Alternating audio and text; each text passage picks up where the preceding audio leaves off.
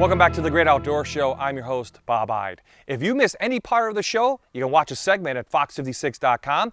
And don't forget to join us on our Facebook page, Fox56 Wolf TV. Now let's head into this week's cycling tour.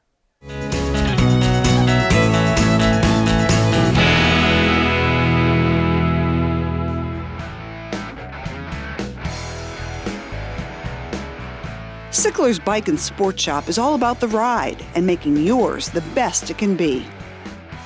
Here at Sickler's, we have bicycles for every age group and every lifestyle. We have bikes for rails to trails all the way through to extreme downhill racing.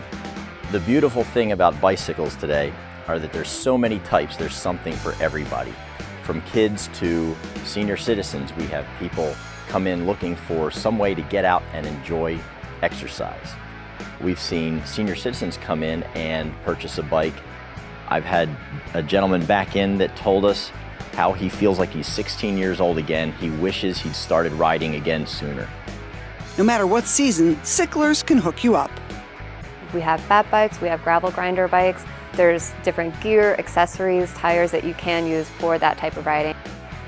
And if the weather turns rainy or unpredictable on the day you want to ride, if you are not a rider who wants to be outside in the cold weather, we have indoor trainers that you can hook up inside your home. We also have stationary bikes for sale, so that way you can stay inside the warmth of your own home and still enjoy cycling.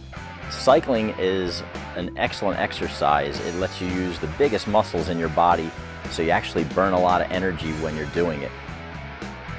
Here at Sickler's, all of our employees have a passion for cycling. We all have different backgrounds that can help educate the newest riders to the more experienced riders. In both the Clark Summit and Kingston location, we want everybody to have the best experience.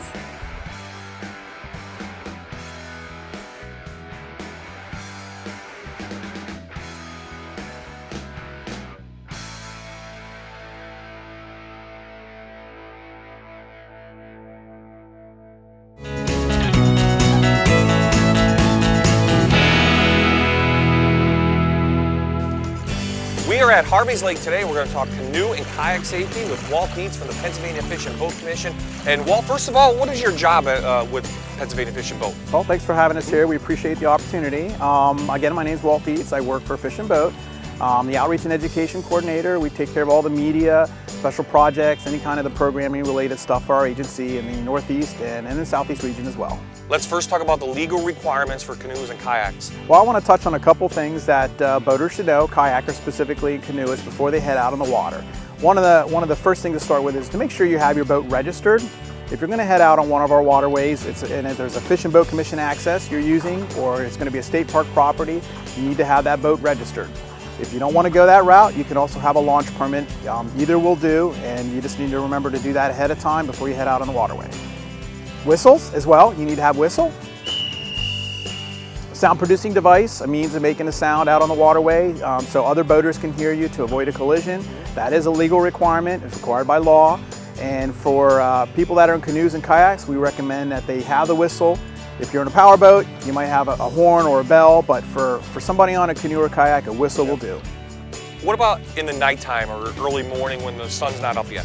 That's a good point. If you're going to be going out on a canoe or kayak after dark or before sunup, you need to have a means of having a light out there. Okay, so all around light, actually a flashlight would work just fine. You want to show that light in time to avoid a collision. So make sure you have a flashlight or some type of all-around light with you if you're going to be boating after hours or early in the morning. The most important thing you should have is a personal flotation device, otherwise known as a life jacket. But there's so many out there, how do you choose? Well, that's a really good point. That is going to be the most important piece of safety equipment. First of all, it's required by law to have a life jacket with you when you go out on a waterway. There's lots of types to choose from. So what are the requirements to wear a PFD? First of all, adults, anyone really, they need to have a life jacket with them on board when they're out in the water. We recommend everyone wear their life jacket, but adults are not required to wear their life jacket. They need to have it on board with them in a canoe or kayak where they can easily get to it and put it on, or at least it can be thrown to the person if they fall overboard. For youth, it's a different story.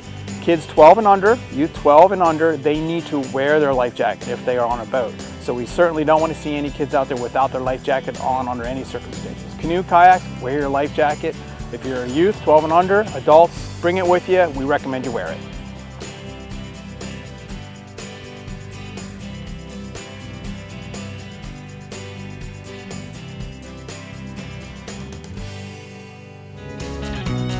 Coming up next on The Great Outdoor, we'll explore the state park